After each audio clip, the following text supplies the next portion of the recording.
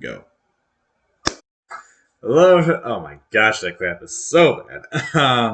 Hello, everybody. Welcome back to another episode of NBA playoffs. There's a lot to talk about today, so I'm just gonna skip all the intros. Lily doesn't get directly into it. Congratulations, not congratulations, to LaMelo Ball, point guard of the Charlotte Hornets, on winning Rookie of the Year. I say not congratulations because neither me nor Sam really like him or the Ball family. Moving on. Uh, Crazy trade actually happened very early in the NBA season.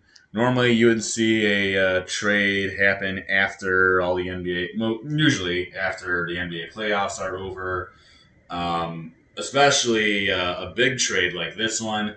However, that was not the case, as the Celtics and the Thunder made a very unique deal as the Boston Celtics traded away Kemba Walker, a 2021 first round pick, and a 2025 second round pick to the Oklahoma City Thunder, as the Thunder gave away to the Celtics Al Horford, Moses Brown, and a 2023 second round pick.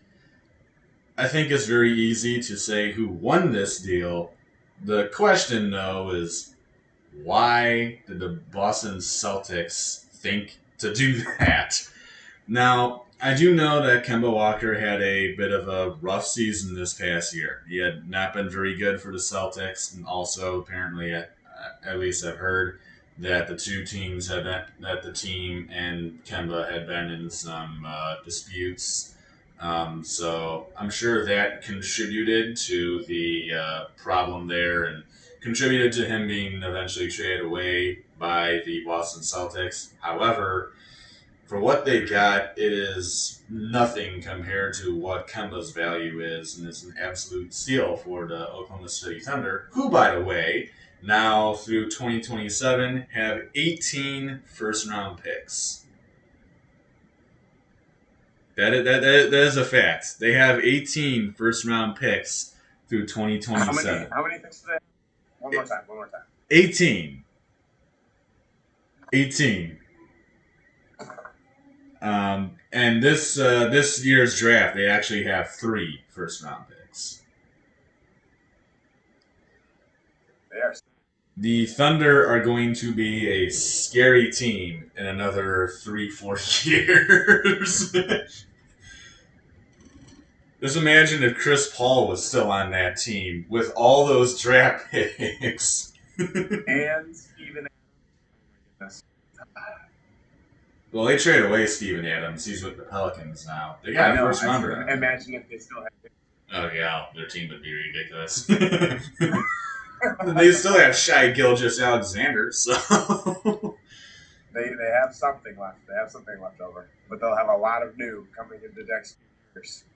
But yeah, obviously, in my opinion, I think the Thunder far and away won this trade. But I think Sam will agree with me, but I'll let him say for himself. Yeah, interesting one.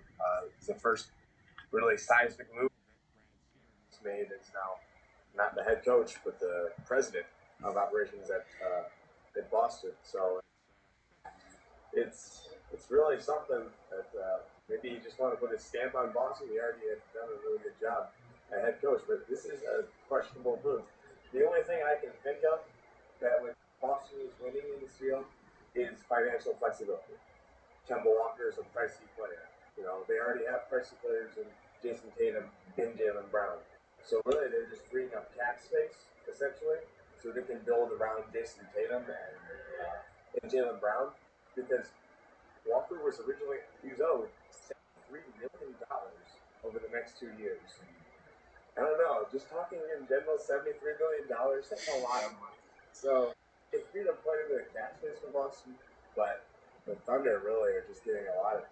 They've gotten a lot of picks. They've had a lot of smart moves over the past few years. They've had to rebuild. Obviously, they tried it out with Durant, Harden, and now they're on the Nets together, ironically enough. But they've had to rebuild ever since then. They're going through Chris Paul, Russell Westbrook, and of course Steven Adams. But Same's favorite. it is a win for the Thunder, but the small victory for the Celtics at this time is freeing up the cap space to see if they can throw some role players to put around Tatum and Brown. And Horford is a familiar face with Boston. He's already been on Boston, so he knows the system. He knows what to do. Depending on who the next coach of the Celtics even is, which we'll get to that in a later segment. But I'll give it back to you now, so we can go talk about something else that's not as great. Yeah, that it you do make a point there for Boston that it does free up 8 million in cap space for the Celtics, as I believe Horford's contract is 27 million a year, and Kemba Walker's something like 35 million a year. But even so, I would still say this is a huge win for the Oklahoma City Thunder to get someone the caliber of Kemba Walker and another first round pick. It's just insane how many first rounders You they. can't have enough, apparently. No, who knows? They might trade Kemba Walker away for a first rounder. I wouldn't doubt. I wouldn't doubt it because they have a good point guard already. But we're not really going to get into that. We don't have really time for that.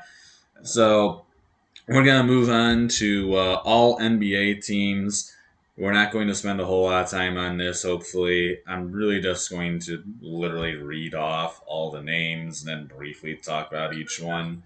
But the All NBA, the first team All NBA team is Steph Curry, Luka Doncic, Giannis Antetokounmpo, Kawhi Leonard, Nikola Jokic. Only one I disagree with, Giannis Antetokounmpo. I'm obviously a Pistons fan. I hate Giannis. Really, the only thing the guy does is hurl himself into the lane and get a foul every time. He's very good around the basket. You put him over by the free throw line or over by the key, somewhere mid range, he will never make a shot. 3 point line, he's definitely not going to make a shot. So his game is very, very flawed, in my opinion. But there's nothing denying that the guy is very good around the basket. Um, Anything else to say on that, Sam? Oh well, who do you think should have replaced them? That's what I'm wondering. I mean, not that I really pay attention that much, but I mean LeBron. I mean, he was hurt a lot. I get it. He was hurt most of the year, but it's LeBron. Yeah, undoubtedly players, but I can't deny that he's still a pretty good player. I mean, when they compare him to MJ, I always get mad. Like, no, MJ is the best. MJ would have beat him by only 2 or 3 if their team was in their 60s already. But we've already been over that joke before. Yeah, we're not gonna Don't really really go like farther LeBron into it. as a player. Don't like LeBron as a player, but can't deny that he has regardless. Even though he's a crybaby, that's another topic. But I mean, I don't know if Devin was regular during the playoffs. I mean, Me I'm in shocked that general, his, his Suns. In general, Devin Booker's a really good player, but he did not make any of the All NBA teams. But speaking of LeBron, he made the All NBA second team along with Damian Lillard, Chris Paul, Julius Randle, and Joel Embiid.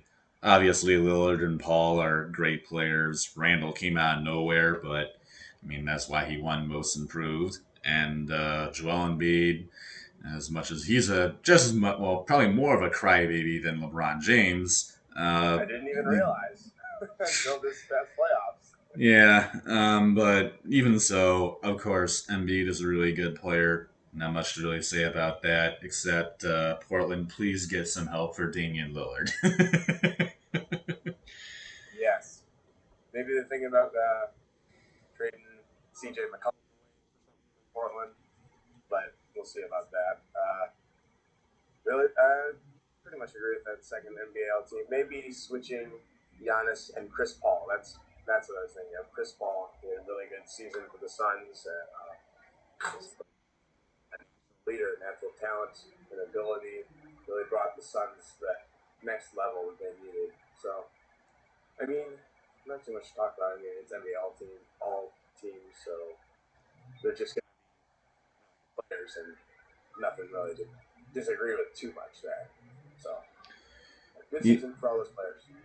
Yeah. And for the last All NBA team on the third team was Bradley Beal, Kyrie Irving, Jimmy Butler. I don't know. I was about to say James Harden. Jimmy Butler, Paul George, and James Butler.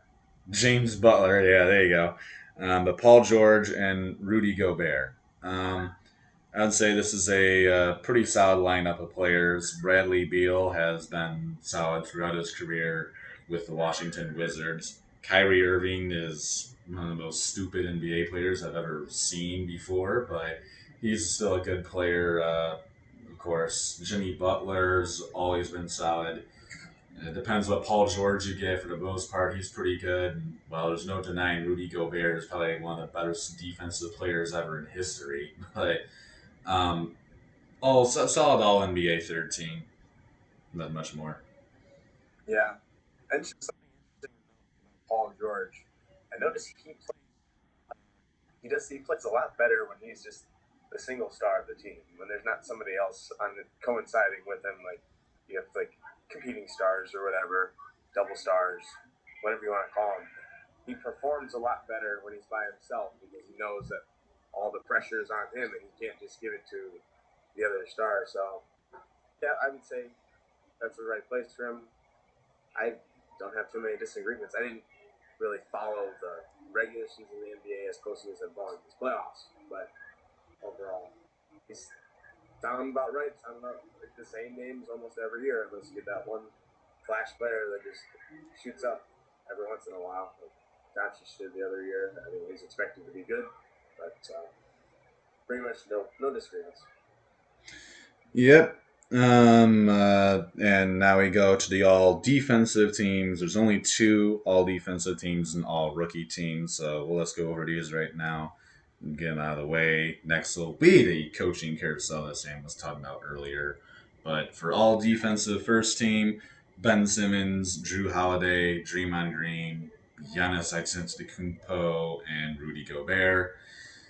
Ben Simmons, the only thing he can do is defend, so makes perfect sense. We're gonna get into a lot of stuff about Ben Simmons uh, in the Eastern Conference semifinals review, which I have a lot to say about the Eastern Conference semifinals. So we'll get into that at some point in this episode. Drew Holiday, great defender. Really, I think he's a great all around player. He's a decent player offensively. Was definitely an upgrade for the Bucks over Eric Bledsoe. Gave away their future for him, but he's still a better player. Draymond Green, once again, the only thing he can really do is defend, so makes perfect sense. And also had a decent year on the defensive end as well. Giannis, I'm not even going to talk about Giannis. Rudy Gobert, obviously, deserved a spot on the first team. Anything to say? Sam? No, not great defensive players, and defense is almost a lost art in the NBA with how high scoring games are nowadays, sloppy play and everything. Just good effort by these guys. They get on the defensive all team. Not too much. I mean, it's defense. Defense wins championships, right? Not anymore. Yes, sir. Not kidding. Yes, sir. And the all defensive second team was Jimmy Butler, Matisse Thybulle, that surprises me, Bam Adebayo, Kawhi Leonard, and Joel Embiid. Jimmy Butler, known for his defense, known as really a two-way player. So, and he had a really good season. So, fits for him. I don't know a whole lot about Matisse Thybulle, but he has made the list. Bam Adebayo is a great defender, of course. I like Bam Adebayo a lot. Of course, I love Kawhi Leonard, two-way player, really a great two-way player. Currently hurt for the Clippers, kind of makes me sad. And Joel Embiid for the 76ers. Yeah, he's a. Well, I don't know what to really say about that one. But yeah, that's the all defensive second team. Any thoughts, Sam? Well, Embiid, the defensive all team. I'll just put up a picture of him getting absolutely postered by Collins on the Hawks. Oh, nasty, nasty dunk. There's a defensive player second team NBA right there. And Yeah. Kawhi Leonard, it feels like maybe, I mean, I've always hear him in the conversation for like defensive MVP all the time. So it must have been like a step down this year for him or injuries. I'm not so sure. You know why he would be like second NBA all team for defense instead of first? Or I don't know. I'm just wondering For why. Kawhi or who? Kawhi Leonard, yeah. Well, I mean, I mean, based on how they have it lined up, I'm guessing they put Giannis in front of Kawhi. So if that doesn't Okay, tell so you basically they enough, put height. They put height in front of him. Pretty much. yeah, I was about to say that doesn't tell you enough. Me explaining that Giannis Antetokounmpo is the Aaron Rodgers of the NBA probably should be enough. Anyways, moving on to the all rookie teams, where a couple Pistons make an appearance here. Yay, Detroit! So the all rookie first team is LaMelo Ball, Sadiq Bey, Anthony Edwards, Tyrese Halliburton, and Jay Sean Tate. I do not know anything about Jay Sean Tate. That's actually it sounds familiar, but I don't remember him at all. Um, Lamelo Ball's a good player, obviously. Don't personally like him, well, because I don't like his family, but he's a decent player. Sadiq Bey had a really surprising season for the Detroit Pistons. I like him a lot. He actually looks like a very promising player. I'd love to see him continue to get better. Well, obviously, Anthony Edwards is an outstanding player. Tyrese Halliburton proved everybody wrong. I'd love to see him continue to improve, and I'm sure he will. And as I said before, I don't even know who Jay Sean Tate is, but the name is familiar at that. Uh, Anything to say here, Sam? I'm really excited for City. Oh yeah. He's a really exciting player to watch. The few Pistons games, you know, the Pistons are here. He can get put up.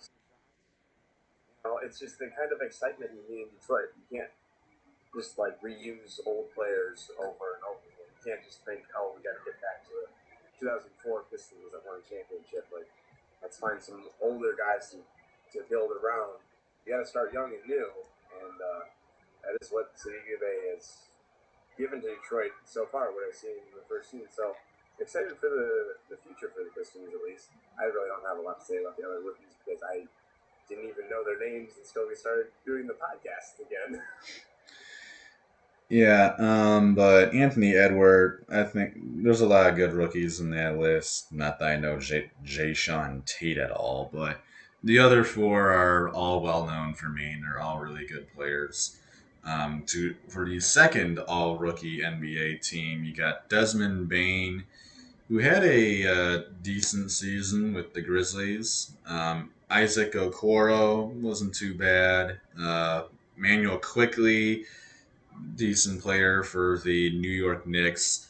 Every Detroit Piston, I think, loves beef stew, as we like to call him. Really, Isaiah Stewart, but beef stew will forever be his nickname. I love it. He is a amazing player. I personally love him a lot. And the last player to make the second team was Patrick Williams, a nice player out of Florida State for the Chicago Bulls. But I love Isaiah Stewart. The guy plays with a heart. I mean, I don't care. Anytime you will throw him on the court, he is working his tail off. He does not take a possession off, and that's what I love about him because he's a big guy anyway. I mean, he's a little shorter for a center, but he weighs a ton, and he is. I mean, there's not a pound of fat on him. He is all muscle, and he plays with a heart. He scrambles after balls. He's working his tail off on every single possession, and that's what I love to see for a Piston player. Someone who just will never take a possession off, work his tail off, and go after every single ball. And that I think is going to be a great player for the Detroit Pistons in the future.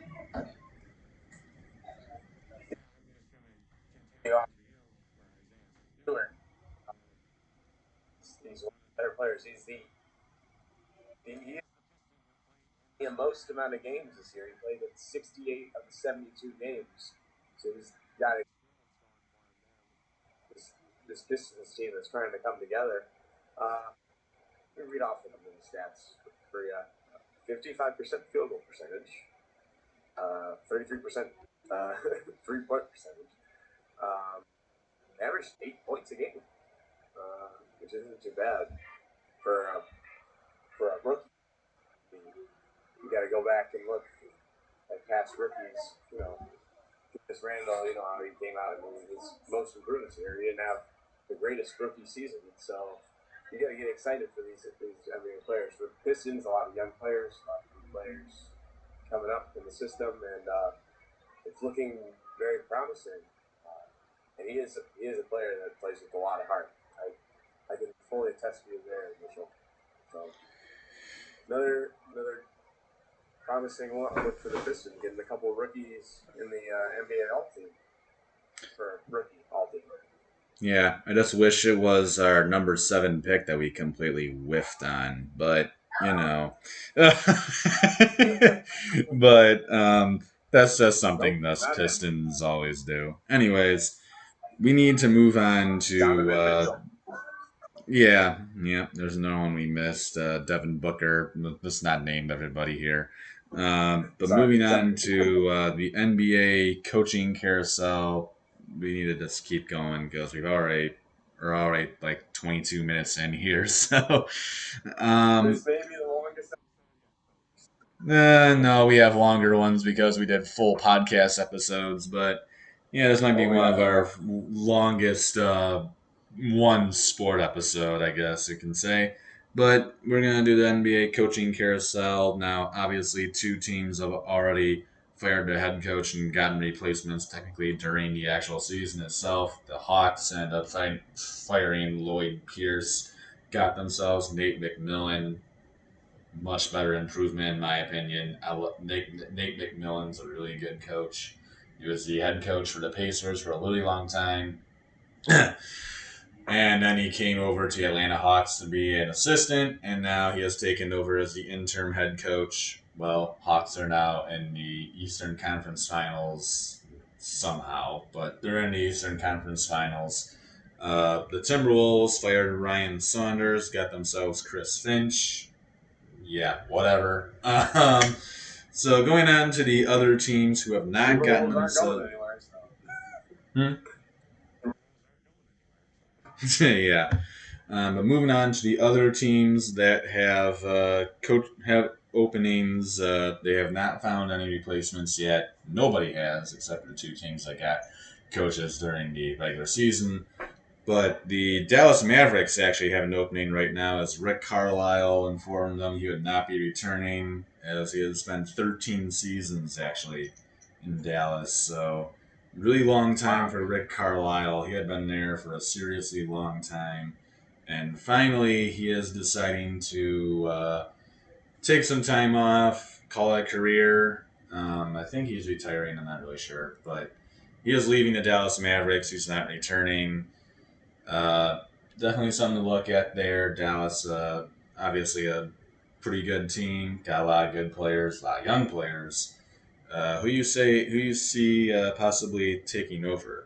As it says, the current assistant for the Mavericks is the early candidate here.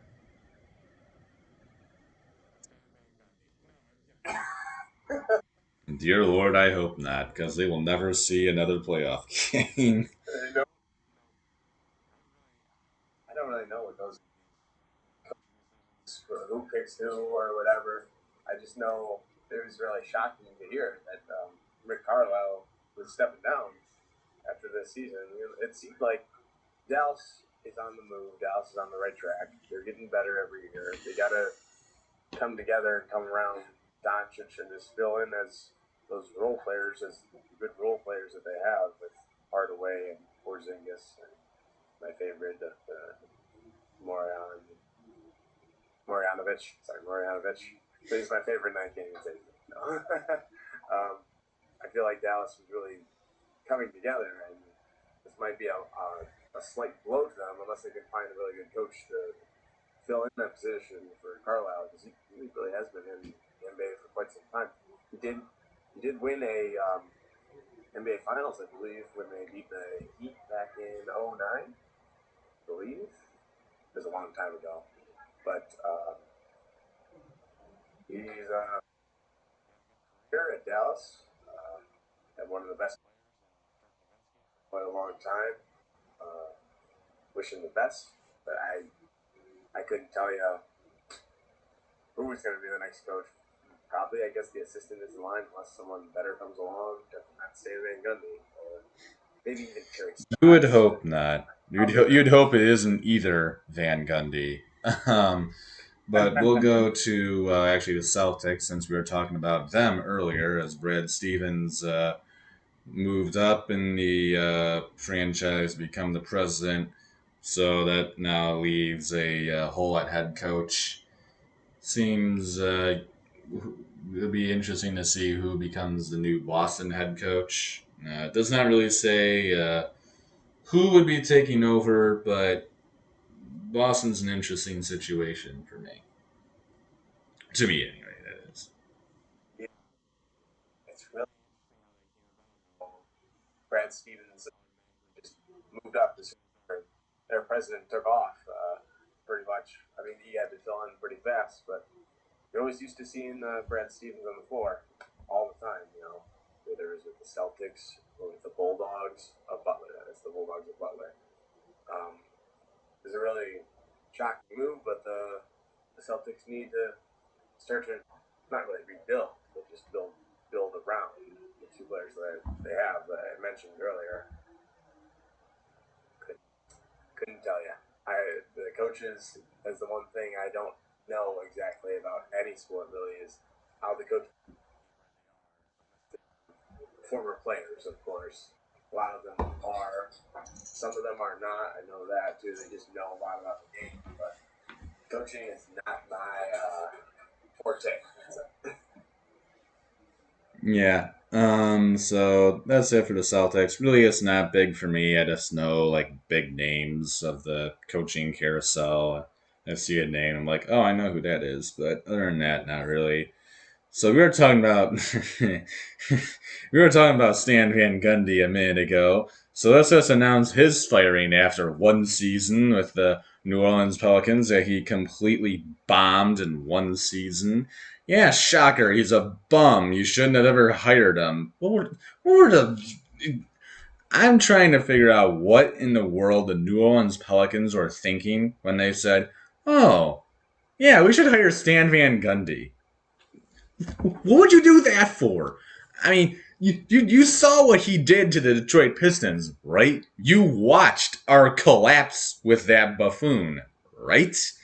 You realize we fired him because he blew our franchise to pieces, right? And now we have Dwayne Casey repairing the mess that Stan Van Gundy has created, and he's doing a good job at it. Personally, He really is. I love Dwayne Casey. He's a really good He head really is. coach, and he's doing an incredible job. And I think we extended him not too long ago, so I'm really happy about that. But what were they thinking with hiring Stan Van Gundy? It just it's mind boggling to me. But anyways, he's gone after 1 year. Wow, shocker there. But he's gone after 1 year. They have a bunch of candidates on here. Really, the only two that look familiar to me are Charles Lee and Jason Kidd. Obviously, Jason Kidd was the Bucks head coach for a while until he got fired. Now he's the Lakers assistant. Um, I feel like Jason Kidd would be a nice fit with the Pelicans' young players. I've also heard that John Calipari from Kentucky's men's basketball head coach, is open to a move to the NBA. So that's something to look out for. Jawan Howard is not. So do not think about it. He has already said he is staying with Michigan. Don't even think about getting him. A But sigh of relief has come down me. yeah, all of us Michigan fans go, okay, we're good. But anything to say on this one, Sam, other than the Pelicans Oh, got half a brain after 1 year? yeah, no, they lost it. They threw it out somewhere.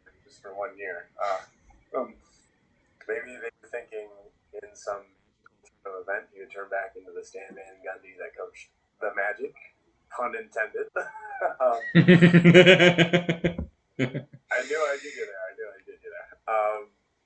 Yeah, I don't know what they were thinking when they got Stan Van Gundy. Like, he destroyed the Pistons and dreams and of ever becoming a good team.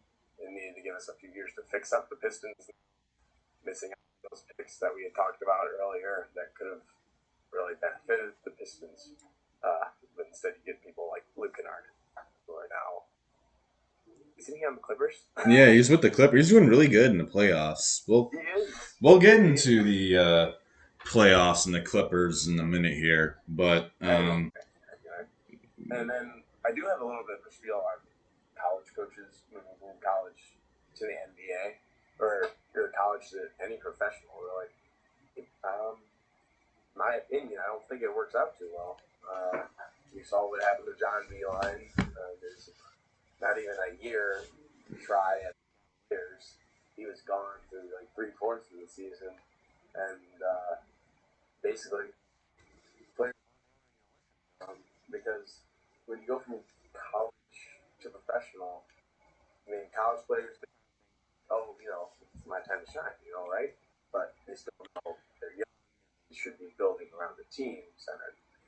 The NBA, I can confidently say this is quite a bit more selfish in their players' motives for who's benefiting who, as shown in the playoffs. Prime example there. So I think it's harder for coaches, not impossible, but it's harder for college coaches to adjust to the NBA or the NFL or wherever they go. Um, so I don't think John Calipari is going to move on to the NBA anytime soon, just because it's except for this past year, in which Kentucky absolutely blew for some reason. hmm. Uh, unless he's like on the hot seat in Kentucky for some reason, he's got a really comfortable job there. So I don't see why he should or would want to move unless he just wants a new experience.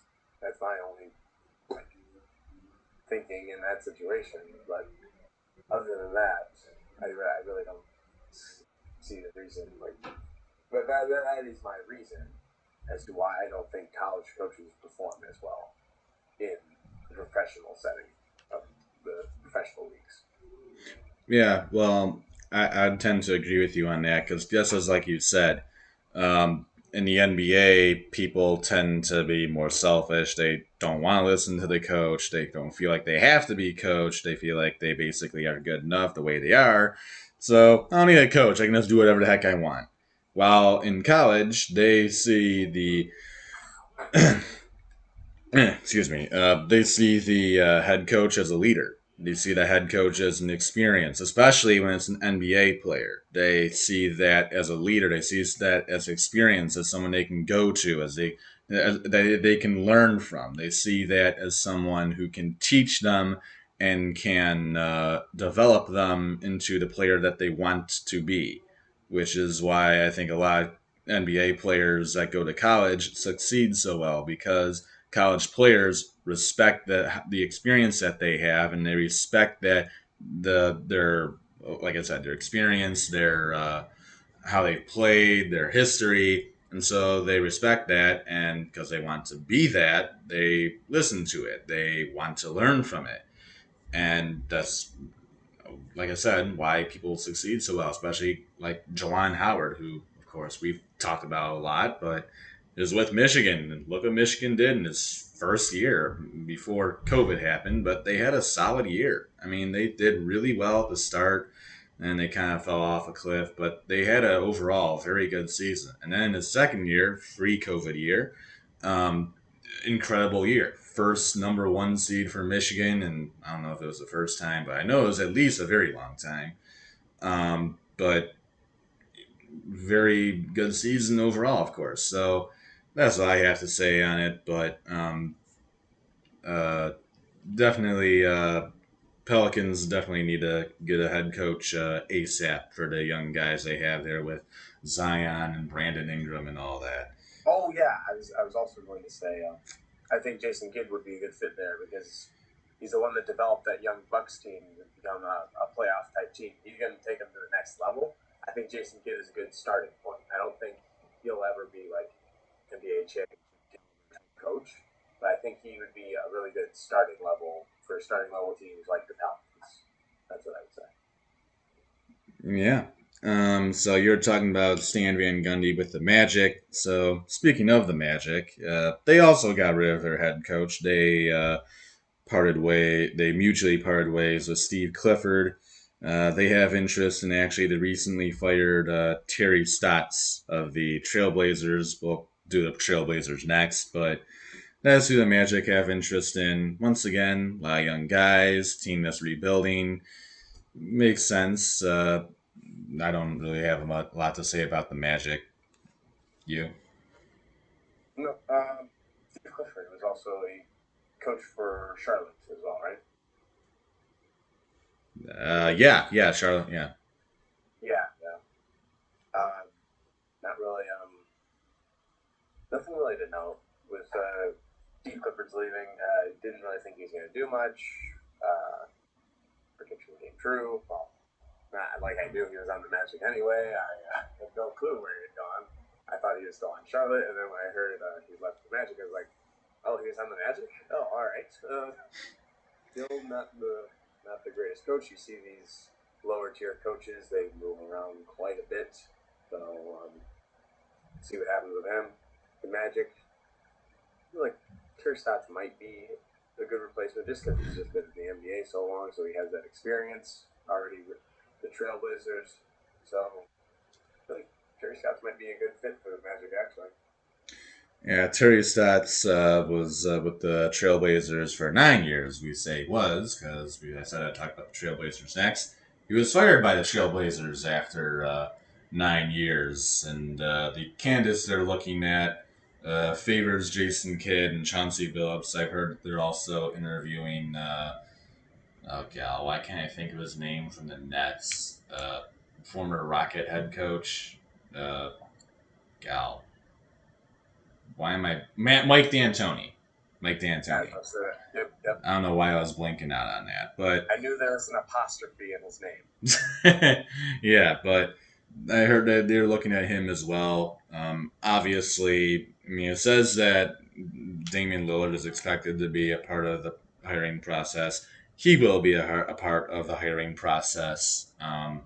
But I think someone along the lines of Jason Kidd or Chauncey Billups would be a great fit for the Trailblazers, especially Yes. Chauncey Yeah, Billups. I didn't even know Chauncey Billups' name was on the table. I mean, Pistons fan, like his attitude, like how he breaks down plays. You know, you see him on ESPN all the time. Well, he's Um, assistant for the Clippers right now, so. right. Well, I guess before COVID, he was on ESPN all the time. I Man, a lot's happened during COVID. Jeez. Anyway, back to basketball. You would see him on ESPN all the time. He's now the assistant for the Clippers, doing a really good job there. The Clippers have built a title competing team. Um, just need to get something done to get something around Lillard, which is a good reason to have Lillard around the hiring process to see what he can do to help benefit his team, pretty much in putting the people around him, whether that is the coaching staff and the players, all those people, as well as maybe potentially just putting this out there, a trade for CJ McCollum.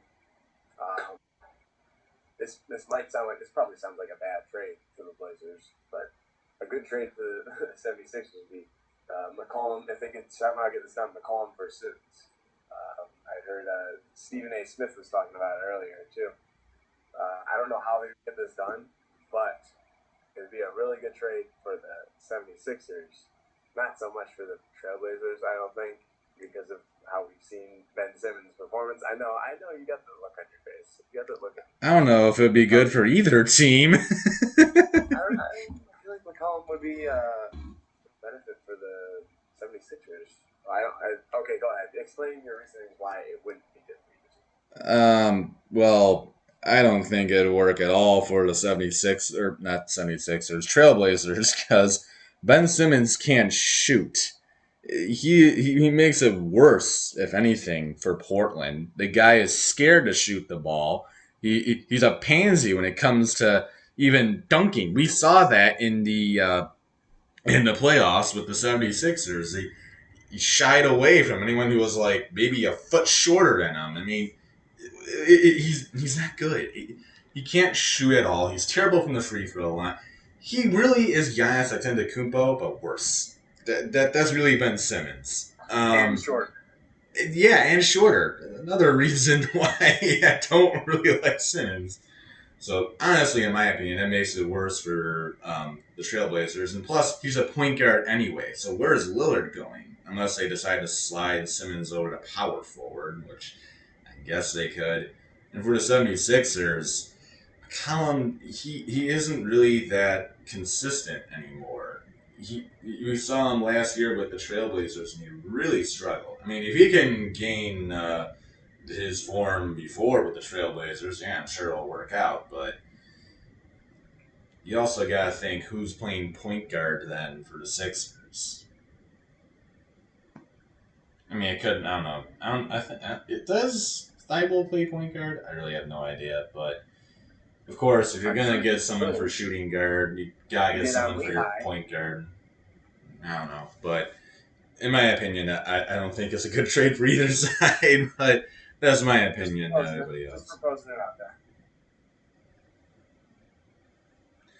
Anyways, moving on to the next team, we'll go with the Wizards. We only have one more left after this. Thank God, we're already at 42 minutes. So Scott Brooks was fired from the Washington Wizards. Not really too surprised by that, I guess. A little surprised after the Wizards actually finally got the NBA playoffs when they were below 515 games. But I mean, it is what it is, I suppose. But Scott Brooks out in Washington. They didn't come to terms on new contracts, so now the candidates to replace him include a lot of people. Names I recognize are Sam Cassell, Kenny Atkinson, uh, Becky Hammond, Mark Jackson. I don't care about Becky Hammond, but everyone wants the women to be involved. Whatever. But I think Kenny Atkinson would be a good fit for the Wizards. Guy's been around for a long time. I think that'd be a good fit, but who knows? Anything for you to say on this one, Sam? I think it's weird how commentators can just switch from being commentators to coaches, switch from commentator mode to coach mode, like all the time. Like you saw, Jackson was on the Warriors, and he literally got replaced with another color commentator, Steve Kerr. I just find that interesting how you can just switch comfortability. Becky, do I don't really understand this. I don't understand why this is a thing. What NBA team is going to respect a woman head coach? Honestly, what NBA team is going to do that? Oh, you would be surprised. Male head coaches. So any more respect for a female head coach? They just see it. You would be surprised, Sam. You would be surprised. I'm just gonna say that. I don't know. I don't think it would work, but you would be surprised at who would actually respect a lady head coach. People, I feel like they would get pushed around. Unless they had like an incredibly strong backbone. I feel like the players would more so have their way. Like I recall, me and my dad, we would joke about when Tyronn Lue was the head coach of the Cavaliers. Oh, LeBron James is leading this team pretty much. He's pretty much calling the shots and everything, and the timeouts and the huddle. And I guess Tyronn Lue is kind of proving that wrong this year by leading the Clippers the way that he has this. Well, more year. Paul George, I'd say, but yeah. Oh, that's a good one. That's a good one right there. I didn't even think of that one. But yeah, the aspect of a female head coach, I just don't think it's realistic at this time in the NBA, or in my opinion. But that's just my opinion. For me, I don't think it would work. I mean, you want to put a woman as a head coach of a WNBA team? Yeah, that of course would work. Oh yeah, But it just the NBA compared to the WNBA, they're two different things. It doesn't I mean, one side plays a lot differently than the other side. I mean, and yeah, sure. I mean, I don't watch the WNBA, but I'm sure maybe they get a little bit physical. But that compared to the NBA, I'm sure is not even close. So it I don't feel like it would work because of the different playing styles between the two leagues. Again, I don't watch the WNBA, but I'm gonna take a wild guess and say that it's probably nowhere near how physical the NBA is. Anyways, last head coach move on here. We've already taken like 50 minutes to do this. Holy cow! Um, for next head coach, Nate. I don't know how to pronounce his last name, but he was the head coach for the Indiana Pacers for 1 year. He got fired. The team is actually looking at Terry Stotts as well to replace him. So I think that would work out really for the Pacers. I mean, they got a lot of okay guys. I think the Pacers they need a head coach that can really lead the team. I think Terry Stotts can do that. I mean, he led the Trailblazers obviously get to a lot of playoff appearances. I mean, they always lost in the first round, but you need to at least get back into the playoffs for the Pacers. You need to get some consistency back. I think that can definitely be something that Terry Stotts can do. Um, Other than that, I don't have a whole lot to say. I just want to get on to the semifinals already. Anything for you? yeah. Hey, someone just needs leadership pretty much, and Nate, whatever his last name, didn't quite do enough for the face. Terrence Stotts probably a good replacement, I'd say. Just first starting level, just like with Jason, the Pelicans.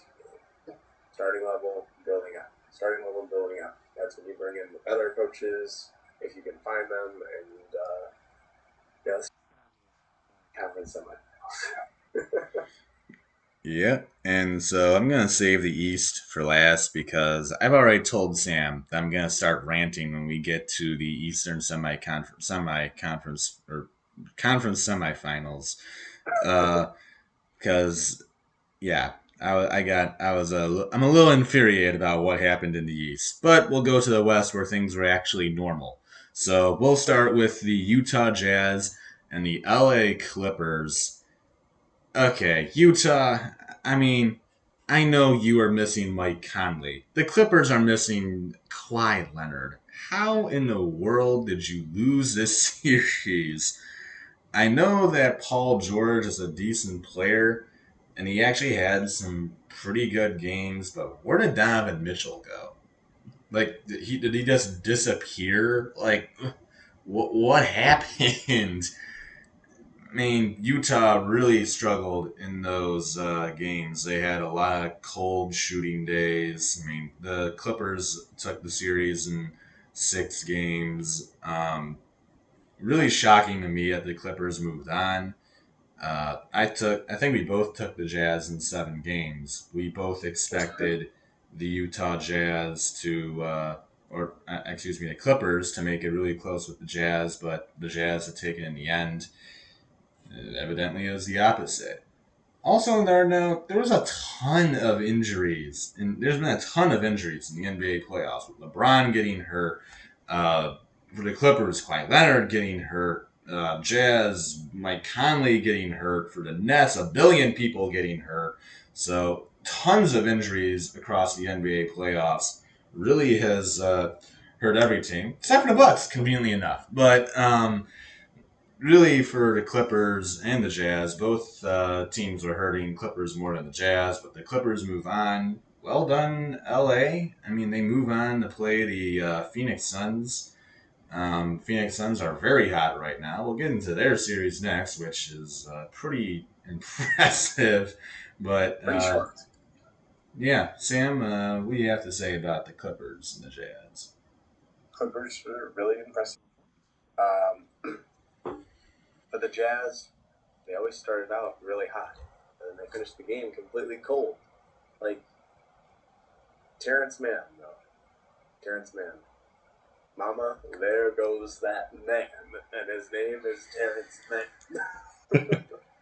Went off for the Clippers in Game 6. 39 points. This guy's never heard of before, and he just takes off shooting from literally anywhere behind the three-point arc, and he makes it. It's just insane how many times he made it, and the Jazz never made an adjustment to it. They must have just thought, well, he's going to cool off eventually. He didn't cool off during this game at all when he came in the second half. The Clippers, they had 50 points in the first half. They had 41 points in the third quarter and 40 points in the fourth quarter. They demolished their first half score by a total of 31 points, and then they outscored the Jazz by a total of 81 to 47. Yeah, you're going to win that game when you outscore them by that much in the second half, unless they have an incredible lead in the first half, which wasn't even that impressive in the first half. Donovan Mitchell disappeared in the second half. Donovan Mitchell disappeared for much of the series, except the games they won. But when they lost, Donovan Mitchell was nowhere to be found. Bogdanovich, he played pretty good in Game 5. That's about it. Whereas Defensive Player of the Year, Rudy Gobert, Mr. Shot Blocker himself, he didn't do Getting his dunked job. on by Terrence Mann.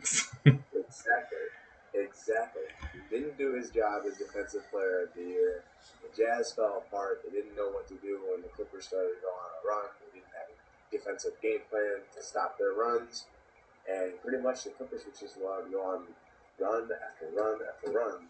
The last few games of the series, I believe they won the last 4 straight. The Jazz have won the first couple, maybe. Jazz won the first two, and the Clippers won the next four. So the Clippers actually became the first team to overcome two straight 2-0 deficits to in their first two in any actually overcome two 2-0 deficits in a NBA playoff season.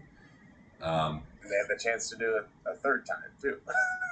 Well, if they lose again, yeah, sure, Yeah. yeah, they could.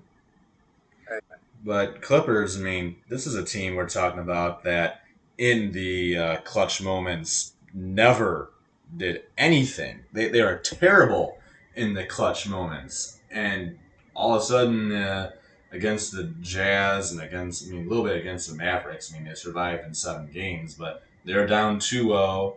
And then they got to 2-2. They were down 3-2. They won two straight. They ended up surviving. You go up against the Jazz right off the bat, go down 2-0, and even in Game 6, after overcoming another 2-0 deficit, they were down by 25 at the start of the second half, and they won the game by 12 points. That's a 37-point swing. That's incredible, and you'd never seen that from the LA Clippers ever. And now here they are doing it, becoming the first team to overcome two 2-0 deficits, defying their history, and now making their first ever Western Conference Finals. I personally, I love the LA Clippers. I love Kawhi Leonard. So I'd love to see this team make it to the NBA Finals and win it all. Honestly, I wouldn't mind either team from the Western Conference Finals winning it all. As we'll get into the other team that made it, the Phoenix Suns, who, holy cow, destroyed the Denver Nuggets. Swept them. They swept them. 4 games, gone. Incredible job by the Phoenix Suns. It was unbelievable what they did. I couldn't believe what I was seeing. I mean, I know Denver is missing Jamal Murray, and that obviously doesn't help things, but wow. A sweep? I did not expect that. I had, of course, I had the Suns winning in 6 games. I figured I'd win the series, but four? Wow. It just shocks me that they're able to do that. But well done, Phoenix. They look scary going into that series against the Clippers. Game one has already happened in that series. Suns won it by 6, 120, 114. We'll get into our predictions for that as we're taking a really long time with this episode. But like I said, a lot of stuff to talk about. So, Sam, any thoughts on the Suns wipeout of the Nuggets? Yeah, I know. Part in Game Four, which is the closing game of that series, Suns won 125 to 118. Chris is just two. That is the amount that there's only 10 less than the amount that the Clippers had in their second half of 81 points. You're gonna put up 71 points in a game.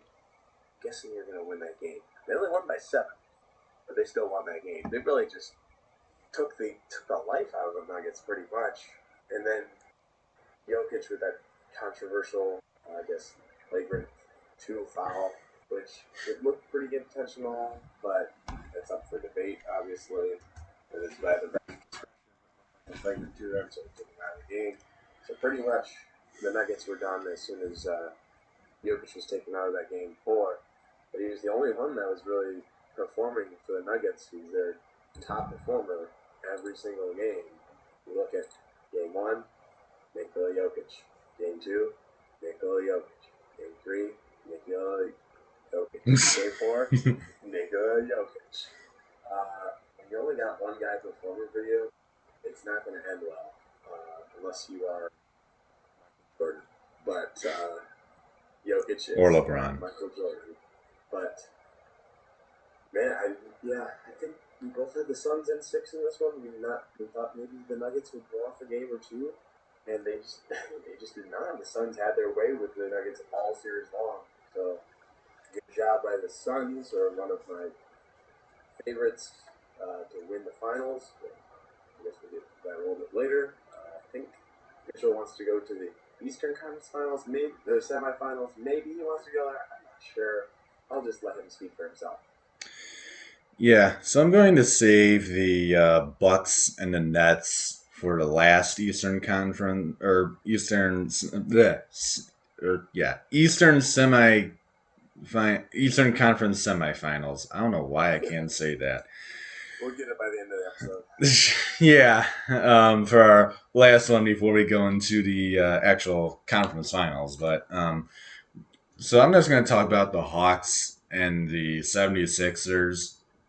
Had the Hawks win this in 7? How? I mean, I know I took the Sixers in 7 games. I expected the Hawks to be hot and cold. They win a few games because they're hot. They lose the majority of them because, well, they're ice cold. And, well, that's what the case was for the majority of the series. Yet the Sixers did nothing. They were terrible. Also, refereeing was a little obscure in the series, but it wasn't as evident as I'd say it was in the Bucks Nets. That's going to be a long discussion, but there was a lot of questionable refereeing, I would say, as well in Hawks Sixers. But this is all on Philly. I mean, they were pathetic, really crap play. I mean, in the in Game Seven, I mean, Kevin Huerter for the Hawks was really good. He was 10 for 18 with 27 points. Obviously, that is a very good stat line.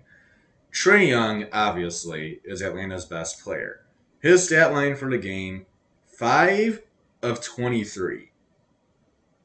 Trae Young for the game was 5 for 23. And you still lost the game. Philly, what is happening? I can't understand that. Also, I mean, Tobias Harris was not great. 8 of 24. That's not a great stat line either, but 5 of 23. How do you lose to a team that has their best player going 5 for 23 with 21 points? You really shouldn't. I'll just say that right now. You have no business losing to a team who started shooting 5 for 23. And honestly, that's why I'm going to say the same thing as I said for the Trailblazers when Damian Lillard was struggling to carry the team himself. Joel Embiid is a crybaby. He is not going to carry your team. You need to put another star with him. You need to trade Ben Simmons now. There is not an option. Simmons needs to go, and I'm sure a lot of Philly fans will be split on that. So Philly will either love me or hate me. I wonder what Steven has to say, but they'll either love me or hate me. But Simmons needs to go. He can't shoot. He's just not a good player in my opinion. He does well defensively, and he's athletic, and then that's it. He has almost no offensive capability. I mean, even Giannis is better than him, honestly, offensively, which is scary because Giannis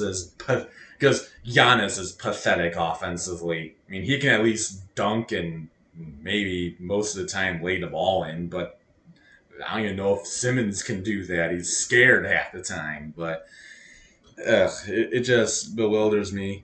The Hawks, they're not even that good of a team, and they somehow got into the Eastern Conference Finals because the 76ers has played like absolute crap. This is the Eastern Conference #1 seed, and then this is what they do against the Atlanta Hawks. How'd they beat the Wizards in 5? How'd they do that? I don't know, but that's what I have to say about Atlanta and Philly. Sam, now you have a shot to say something. Yeah, I'll give my 2 cents. um, pretty much, I think the 76ers took this series for granted off the bat. They thought pretty much what you were thinking. Atlanta pretty much has one player, and if we stop him, we should be all right, right? And that's not what happened. The whole series, Atlanta found someone else to Travion wasn't doing so hot. Clearly evident in the last game, Game 7. That was just a bad shooting game in general. It's a low scoring halftime. Was it like 48-42 or something like that? You don't see those kind of like low scoring games anymore in the NBA unless it's bad shooting is the one thing to blame. And the thing I would say about Ben Simmons, I would relate Ben Simmons as either throwing me or you into the NBA and calling us a star player. uh, Pretty much the same thing because what we do, we probably make a shot every once in a while, maybe get the maybe. ball stolen away from us or blocked or something like that, or even turnover. um, pretty much, I feel like it's the same skill set because he played for LSU, right? Yeah, yeah. He LSU. played on LSU. He played on LSU, and he was a pretty good player in college, but that did not translate to the NBA completely. He would show sparks every once in a while. Oh, maybe he's actually forming and developing into this really good player, but he's not his college days back in LSU, and the 76ers put a little too much hope, faith, and belief in him. And then I also think it's a little bit of the Doc Rivers curse, you might say. He did win one championship for the Celtics, but he couldn't do anything with the Clippers when he had those good players like Chris Paul, Blake Griffin, and DeAndre Jordan, or whatever. And now he's trying to almost replicate that at Philadelphia. He's trying to replicate Rajon Rondo, Kevin Garnett, and Paul Pierce that he had back in Boston, and just can't quite do that with the players that he has right now. So that's a result of falters of the 76ers and Joel Embiid. He's becoming a player I dislike very much now due to his attitude he has towards games. He's always getting in a fight every single game. He's like, come on, man, play the game. Don't make fights. Don't make delays. it's terrible. It's like bad to watch as fans. It's not like hockey where you're like, oh, we're right in You the middle. want We got the one. fists up. You want fights. You want fights in hockey because you know it's gonna be actual fights. NBA, it's like sissy fights, like eh, pretty much, pretty much the whole time, or maybe a little bit pushing, shoving, pretty much. But it's getting to a point where it's getting kind of ridiculous, just like in the beginning of the playoffs, like people were throwing stuff at the NBA players. Like, I know you don't like them, but you don't need to throw stuff at them. Now the fights are becoming more common in these little tic tac situations. And I know you're passionate, you get passionate about a series, you're passionate about the game. This is your life, this is what you're doing right now. But I really don't think it's to escalate to that level. I never had it escalate to any level when I was playing in high school basketball. I was pretty passionate about how I played. I know, surprising. I never got in a fight in basketball, right? No. Is that what you're saying? I'm a little confused there. Well, I thought you were talking about just your team in general. Like, oh, I'm sure your team's got into a fight with somebody, probably us, but. Well, yeah, if you didn't know, I went to Merritt Academy for high school. Parkway went to. Mitchell went to Parkway for his high school. We graduated the same year in 2020, but Merritt and Parkway, it wasn't really a rivalry. Parkway pretty much beat up Merritt every single time, except for that one year in baseball when we did the Sweet Peter doubleheader. Take that to the bank every single time. But everything else, Okay, Parkway pretty much okay. destroyed us. Sorry, I'm getting a little off track here. What was I even talking uh, oh wait, about? Sixers, Like, Hawks, yes. Um, and the Embiid Hawks and took the whole fight stuff. the Hawks managed that pretty much. How the Sixers underplayed them, weren't prepared, were sloppy. Um, so the Hawks way to take advantage. I mean, you're probably gonna get crushed by the Bucks in the conference finals, but yeah, I mean, way to take advantage. Send yourselves further in the playoffs. See, maybe other teams will do the same thing to you, just like the 76ers, or will they learn from the 76ers actually crush the Hawks like teams are supposed to that are higher caliber? Yeah, a spot that the Milwaukee Bucks should never be in, and I'm going to say why. So, Brooklyn Nets and Milwaukee Bucks. I have never seen a Game 7 so poorly refereed. It was really just ridiculous.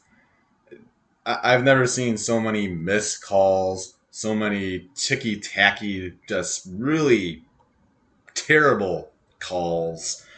Um, Specifically, another note is Giannis. When he goes to the free throw line, every single time, you can hear the entire crowd counting down how long he takes at the free throw line. Every single time it goes over 10 seconds. Sometimes it's 12, sometimes it's 13, sometimes it's 14. Okay, the rule really is 10 seconds. After 10 seconds, it's supposed to be a violation. If you're going to have a rule and you're just going to let the guy take as long as you want, then why you have the rule? Seriously. If you're not going to enforce the rule, what is it there for? And this goes into something that I see a lot in the NBA and somewhat the NFL, but mostly the NBA. And that star players gain whatever they want. If they want a foul, they will get it. If they want a flag, most of the time in the NFL, they will get it, especially if it's Aaron Rodgers. I was Um, just about to say that too. but it's not all the time in the NFL. It's not very prevalent in the NFL. It's just an Aaron Rodgers thing normally. Sometimes it happens in other games, but it's not that often. The NBA is very prevalent though. Star players, they whine for a foul, they get it. They whine about the foul, and maybe something happens. Or especially for Giannis. I always see Giannis just chuck himself into the lane and draw some kind of a foul. Now, some of them obviously are legitimate and are fouls, but there are some of them that really aren't fouls and should never be called. But because he's a star player, he gets it anyway because he's the face of the NBA. And that I just see as ridiculous. Because you're the face of the NBA does not change the rules for you. You're playing the same game as everybody else. You may be considered better, but that doesn't make you better than everyone else. It's that simple as that. It doesn't make you above the law. It doesn't make you, well, it's not really a law, but it doesn't make you above the rules. But take it as a lesson for this normal life. You're not above the law because you're better. You're not better than anyone else. We're all on the same level. But um, my point is, you should just because they're a star player does not mean that they should just get fouls whenever they want.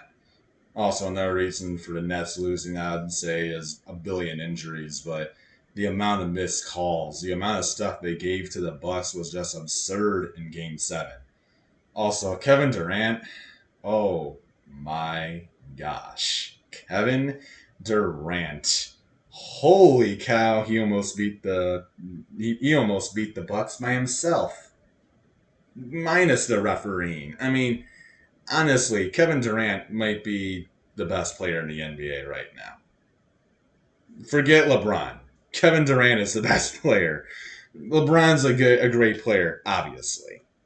Kevin Durant is just unbelievable. But you can't. It's very hard for an all star player to carry a whole team by himself, especially when you're working against a refereeing crew that's literally giving the opposing team just about everything. Now there are bad calls made against the Bucks too, went both ways, but personally, I would say the majority of them went against the Nets, which is completely unfair.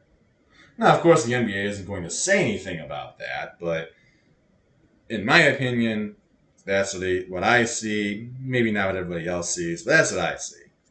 Now that I've spent like 10 minutes talking about it, Sam, go ahead. Do I get like 2 or 3 seconds? Okay. Go. No. 1, Anyway. 2, 3. Okay. Well, see you guys next week. No. Pretty much, unfortunately, I did not get to see a lot of this Game 7. I had my sister's wedding, which took a little more prevalence over Game 7. Just a little bit, yeah.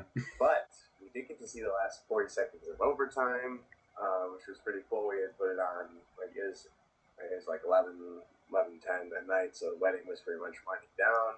Put it on the phone, put it up against the glass table. We'll be like, all right, we can see who's going to close out the series. So we didn't really see as much the refereeing aspect as you were talking about. But I do understand where you're coming from on that refereeing aspect. As a referee myself, I find the job is incredibly difficult sometimes making the right call. However, that does not excuse any refereeing at the professional level. You need to be getting these calls right every single time. I mean, there's a mistake once in a while. Yeah. I understand that. We're all human. We're human referees. They're going to make mistakes. But if you keep making mistake after mistake after mistake, it's going to get tiring. It's going to get repetitive. It's going to make the fans not want to watch or throw you out of the stadium, pretty much. I saw in the Hawks and the Sixers game, to go back there for 1 second, there was a clear, blatant ups and downs. It's an ups and down call. And if you don't know what ups and downs call is, I will explain to you what it's on. Exactly, right there, Mitchell. It is when you have the ball, you go up, and you come back down, and you have a dribble, pass, or shot, which is the triple threat. Dribble, pass, or shot. You haven't done any of those things. That is traveling, ups and downs, going the other way. Nothing was called. He shot it. It was actually a pretty incredible shot, too. It was a bank shot while he's falling down after he had jumped up the first time. He was falling again for some inexplicable reason. But that is such an obvious call. You could call it from the TV, and you're not even on the court. Besides the point. it was a really good series to watch, minus the referee, honestly. Yeah. Durant went off. Lopez went off. I love his 3-point shot. He has the chest pass. Brook Lopez. He has the chest pass 3-point shot. He's like pretty much from there, and he makes it somehow. I don't know how he makes it. Brook Lopez is one of my favorite players. I just love the really tall centers in the NBA that can finally learn how to shoot threes. Um, but I feel like Durant played his heart out. He played the best that he could, going against all the odds, and was in that game 7. He ended up with 48 points, 9 rebounds, 6 assists. That's pretty darn good. The last shot he took, though, I feel like he could have got a better shot than what he did. His foot was on the line, so it would have took it to second overtime when he won the game, technically. But I feel like that shot, the defender was all over him. He never really created enough space for himself, but you got to obviously factor in the fatigue that he had from that game and everything that was going on. But the last shot wasn't the best shot to take. It was an air ball, and the Bucks pretty much did a cheated, as you would say, but a cheated spot in the Eastern Conference Finals, which was pretty miraculous. Didn't think the Bucks would get that far, especially after that first game. They might have a close series with them. They did have a close series with the Nets here, but they did get into the Eastern Conference Finals. Yeah.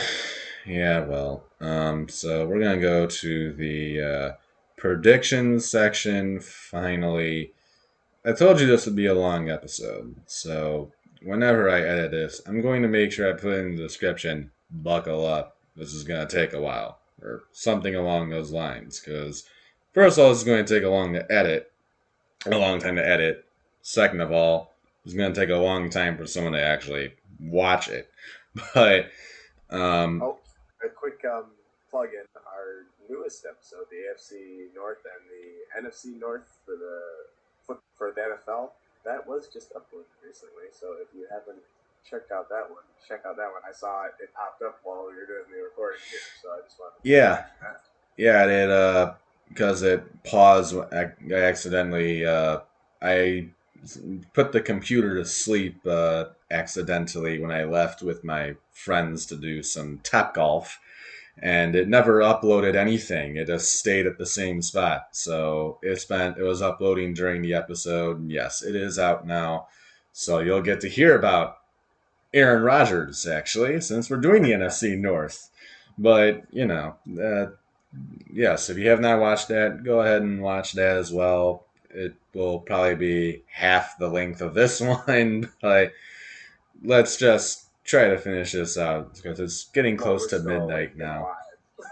Yeah, yeah. So we'll do the Western Conference Finals predictions for this one. It is of course, LA Clippers and the Phoenix Suns. Once again, I know that Trubinsky will want us to take the Suns. Of course, the Suns won game 1. If Kawhi is healthy, I think this will go either way, but I'll take the Suns in 7. I'm not expecting Kawhi to come back, so I'm taking the Suns in 6. They could win in 5, but I'm going to give the Clippers the benefit of the doubt. I think Paul George can at least pull off a game or two, maybe one at home or maybe one or two at home, something like that. But I think the Suns can close this out in will most likely 6 games. But that's what I think. What you got, Sam? I have the Suns in 6 as well, and here's what's going to happen: the Suns are going to win the first 2 games. The Clippers are going to win the next 2 games, and everyone's going to think, oh, the Clippers are doing it again. They're going to come back from the 2-0 down 2-0. But then the Suns will win the next 2 games and then just shut up everyone else that thought. But yeah, Kawhi Leonard is a huge deal breaker, pretty much. Him and Chris Paul. Chris Paul was put out because of COVID, which is unheard of now anymore. You hear all these players that have gotten vaccinated. Oh, I've gotten vaccinated. Oh, I've gotten vaccinated. That doesn't make you completely immune. You can still get the virus. Whatever. Anyway, He's got COVID. He's got the sickness, the disease, whatever it's called. I don't even know anymore. I don't even want to talk about it. I don't know why I'm bringing it Well, I up. think it's like contact tracing stuff for Paul, but nonetheless, he's out because of COVID in some way. Let's just say Some that. bizarre universe. Like maybe they were trying to make the series even when because they knew that Kawhi Leonard was out, so like maybe take Chris Paul away just to make it more interesting. Because the NBA, the whole NBA is rigged already with putting all the star players on 3 teams. Who still lost? This is true. This is Hmm. true. This is true. Because they're trying to make it look like it wasn't rigged by rigging it against the team that they tried to rig the NBA to. You get my drift. You get my drift. Yeah, sort of. Yeah. I'm just sorry. um, We all are. pretty much, it's late and we'll give slack at. So I picked the Suns, and I'm gonna say in 6. I think if Devin Booker keeps up his performance that he had in Game 1, which these Suns you mentioned earlier, the Suns won by 6. They won 120 to 114. He had 40 points, 13 boards, 11.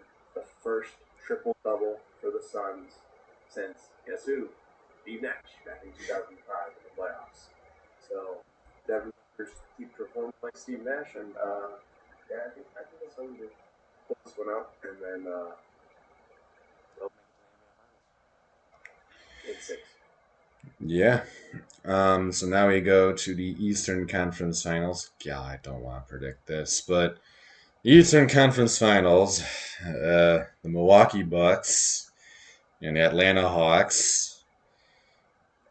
You know what? Bucks in the sweep. I have zero faith in the Hawks. Trey Young is not consistent. He's been terrible in the playoffs. Yeah, sure, the Hawks have found somebody to cover Trey Young's butt every single time. This is the Milwaukee Bucks, not the Philadelphia 76ers. This is the Milwaukee Bucks. Yeah, they're not the greatest team in my opinion either. I mean, they're good obviously. They have Chris Middleton can shoot the ball very well. Drew Holiday is a pretty good player. Giannis just gets refs to call fouls for him all the time and hurls himself into the lane, isn't freakishly athletic, so that all works out for him. But obviously, the Bucks are not the Sixers. You're not going to get a bailout from the Milwaukee Bucks of just blowing the series. I mean, they looked bad early against the Nets, but then look what happened in the end with some help of the referees. But we're not. But we already talked about that. So I'm gonna say Bucks in a sweep. 4 games sweep, same thing. Because I just don't have faith in the Hawks. I want to say 5, but knowing how referees are about Giannis, how they are about Milwaukee, Atlanta, that's not that good. They're getting destroyed. Give me Bucks in 4 in the sweep. Mm-hmm. Yeah, the Hawks have everything against them this series. They have talent wise, they're down significantly to the Bucks, and then if the referees are like you say with Giannis, and all that being said, I think this will be not an interesting series, but they'll be an interesting matchup with whoever Clint Capella has to guard. Clint Capella is going to have to either guard Brook Lopez or Antetokounmpo, or if they're on the same time, they're going to have to find someone else because the Hawks don't have too many big men to be just placing around the court, so they're going to have to play a small game if they ever want to try and win just one game this series. I think they will pull out one game, maybe game 3 or 4. So I'm going to go with the Bucks in 5. Not a sweep, but the Hawks are going to take one game from the Bucks, and if the Hawks somehow pull off the series in some way, form, or fashion, I would be absolutely stunned. It's just, but the way this playoff has been going in the Eastern Conference, I would be stunned, but then I'd come to the realization like this is how the Eastern Conference has been. So, what? Hawks win the NBA Finals a couple of weeks now. Okay, I'm done. But yeah, I'll go Bucks in 5. All right. And an hour and 25 minutes later, the episode is finally over. So, when this comes out, you'll get to hear everything I have had to say about this. That took a long time. I know, well, Sam looks very tired. So that'll be it for us. We'll see you guys next time. So I'll get to work on this hopefully at some point. I got work for the next 4 days, so it'll be a little difficult, but I'll have time probably Tuesday night, Wednesday morning, and all that jazz. So I'll get this done. Hopefully, at least by the weekend. It'll most likely be by the weekend because this is an hour and a half long video. But that'll be it for us. If you, well, no, you haven't checked it out because we never mentioned it. So we are now actually going to be creating an Instagram page for the podcast. I have linked my account, Srubensky's account, and Sam's account all to the Instagram page.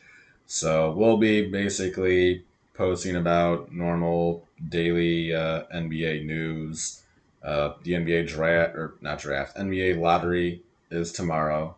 So we'll post what the lottery results were probably tomorrow. Um, I'll I'll tend to post updates on like how the video is doing, when it'll come out, so you guys are ready for it when it does come out, and you're not just totally guessing. So that is up and running. I'll And probably not just the NBA either. It is all the other sports as well. yes, it'll have the NFL, NCAA football, NCAA basketball, MLB, all the stuff that we cover on this channel. Um, So we'll have all that on there for you. We'll try to, I'll try, me or Sam or even Zerbensky, we will try to at least post, one of us three will get stuff on there daily for you guys to see. Just as like while we're not active on the actual channel, there's not a video out there. You're at least still seeing what's happening. Then you eventually hear our thoughts on it and all that. And it's nice to have an Instagram account, period. So that's all I really have to say on that. So I'll be putting that in the description of this video so that you guys can go ahead and check that out. So, as I said earlier, that will be it for us. Both of us are getting tired, so we're just we're gonna end this right now. That'll be it. We'll come back to you soon in another video. Until next time, adios, everybody.